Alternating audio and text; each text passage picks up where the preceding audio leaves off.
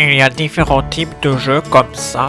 Il y a par exemple les platformers avec l'excellent Celeste ou bien le Mario 64 sur le Nintendo 64 de chez Nintendo.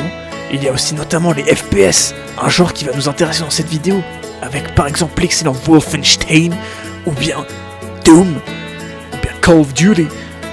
Mais il y a aussi d'autres jeux comme par exemple les platformers avec l'excellent Kingdom Fault.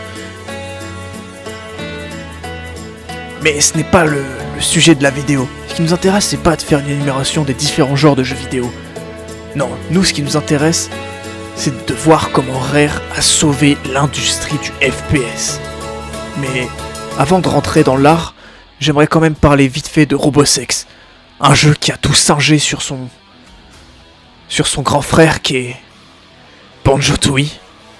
Non mais enfin je veux dire, sérieux les gars, c'est n'importe quoi. C'est aussi un FPS, il y a des phases de FPS comme dans Banjo-Tooie. Ils sont vraiment inspirés, on voit l'arme, quand on recharge, on voit quand on recharge. Quand on saute, on voit qu'on saute. C'est comme dans Banjo-Tooie, ils ont tout volé.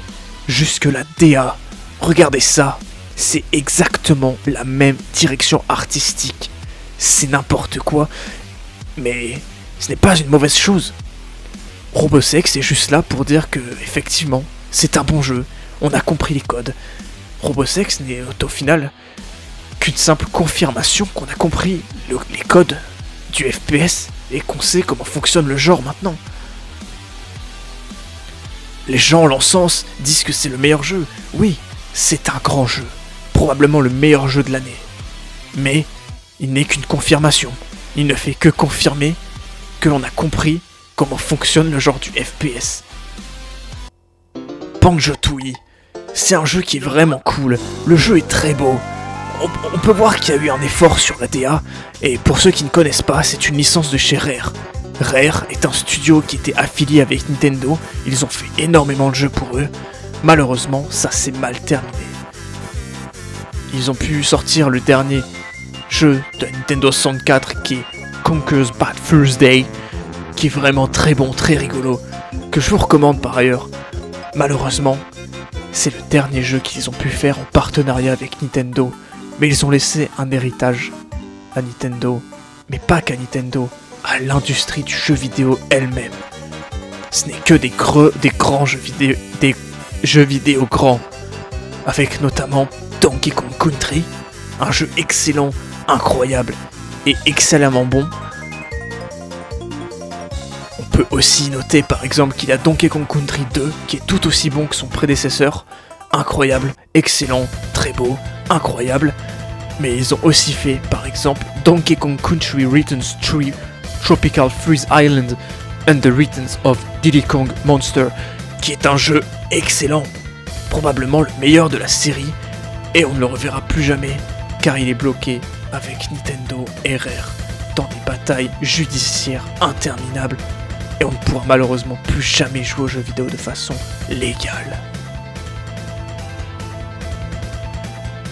Mais Rare a su innover sur plusieurs genres, notamment sur le platformers comme on l'a vu précédemment, dans le FPS aussi avec l'excellent, incroyablement, excellemment bon Banjo-Tooie.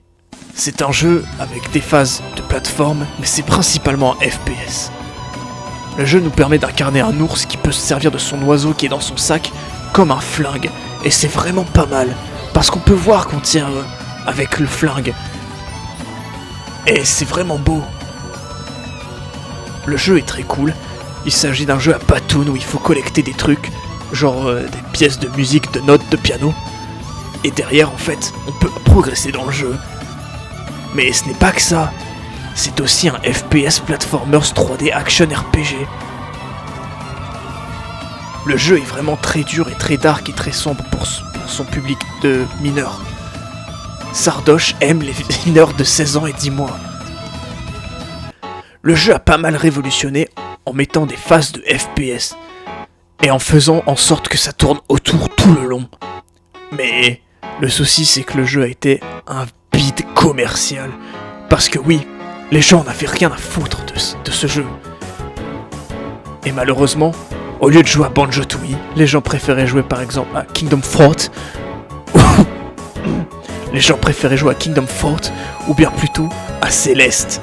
Mais pas Celeste, qu'on a connu sur la NES à l'époque, non, le remake de Celeste qu'on connaît maintenant, et qui a pu apporter la vraie gloire que méritait Celeste. En fait, malheureusement, ce n'est pas Banjo-Tooie qui a révolutionné la façon de jouer à un FPS sur des jeux en FPS, mais c'est GoldenEye 64 qui a révolutionné la façon de jouer à un FPS et qui a été le vrai sauveur du monde du FPS. Parce que oui, malheureusement les gens préféraient pas jouer à GoldenEye, les gens préféraient jouer à Kingdom Force sur la PlayStation 1, et c'est honteux. Les gens sont passés à côté de ça, et c'est vraiment regrettable, parce que on est passé à côté d'un jeu qui était juste excellent.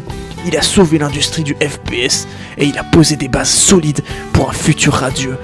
C'est grâce à ce jeu qu'on a pu avoir des jeux comme Wolfenstein 3D, ou bien Doom, ou bien Doom 2, ou bien Doom 64. Et c'est grâce à ce jeu que derrière on a pu avoir d'excellents FPS comme Doom Eternal, ou bien Doom The Dark Ages, ou bien des jeux très bien comme Robosex. Parce que oui, Robosex est un bon jeu. Et quand on regarde, bah ouais, le jeu est vraiment bon et révolutionne un peu la façon de sauver un RPG comme Kingdom Force et d'en faire un excellent jeu.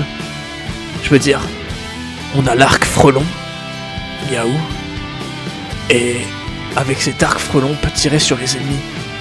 Ce qui change un peu la façon d'utiliser un arc dans un jeu vidéo, parce que quand on prend Pokémon ZA, c'est dégueulasse et c'est de la merde. Mais du coup, quand on prend Robosex à côté, on peut utiliser l'arc et tirer sur les ennemis. Et grâce à ça, on peut avancer dans le jeu et peut-être le finir. Et c'est un peu la façon de révolutionner le monde du RPG, FPS, jeu vidéo au final. Mais ça, les gens l'ont compris trop tard.